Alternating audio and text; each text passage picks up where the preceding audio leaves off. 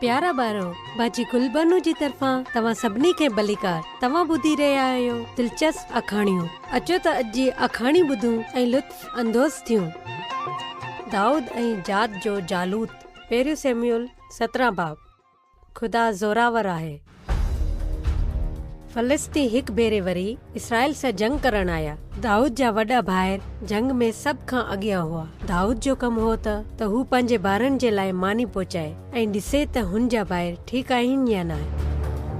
जॾहिं हू जंग जे मैदान में पहुतो त हुन हिक तमाम वॾे डिघे मर्द खे ॾिठो, लॻभॻि 10 फीट डिघे मर्द खे। हू उन्हनि जो दुश्मन हो। हुन जो नालो जालूत हो। हू इसराइलियुनि खे ललकारींदो हो ऐं हुननि ते लानत कंदो हो। इसराइल जा सभु फौजी ऐं साउल बादशाह बि हुन सां डिॼंदो हो। छा हू भुलिजी विया हुआ त खुदा सभ खां ज़ोरावर आहे? अरे ओ गूंगा इसराइलियो, अवां त डिॼो पिया। आऊं अवां खे पखियुनि जे खाधो बणाईंदसि। तव्हांजो खुदा बि तव्हांजी मदद कान्हे करे सघंदो। आऊं हुन सां बि वधीक ज़ोरावर आहियां। छा तव्हां ही सभु ॿुधो? हू खुदा थे तो मज़ाक करे।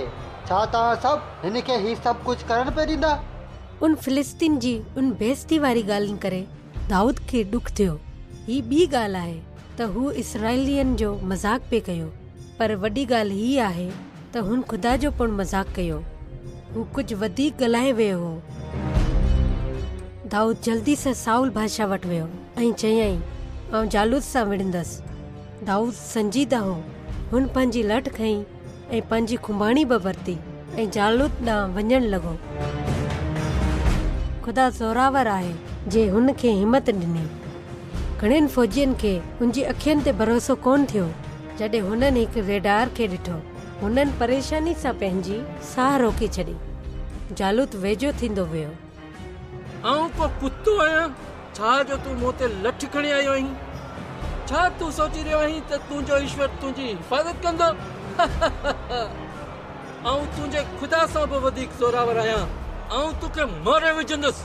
तूं मूं ते तलवार ऐं नेज़ो खणे पियो अची, पर आऊं तुंहिंजो मुक़ाबिलो खुदा जे ज़बरदस्त नाले सां कंदुसि। जंहिंजी तूं हकारत कई आहे हू तोखां वधीक ज़ोरावर आहे ऐं आऊं तोखे हराईंदुसि ऐं पूरी दुनिया ॾिसंदी त इसराइली ज़िंदा खुदा जी ख़िदमत कंदा आहिनि। दाऊद पंहिंजी खुंबाणी वरिती ऐं घुमायो। दाऊद जी खुंबाणी सां निकिरल पत्थर सिधो जालूत जे मथे ते लॻियो। हू ज़मीन ते किरियो ऐं मरी वियो। छा ही जालूत जो खुदा ते लानत करणु ठीकु हो? पछाड़ी में केरु वधीक ज़ोरावर हो? खुदा सभ खां वधीक ज़ोरावर आहे। ठीकु आहे ॿारो, हाणे बाजी गुलबानो खे इजाज़त ॾियो। खुदा हाफ़िज़।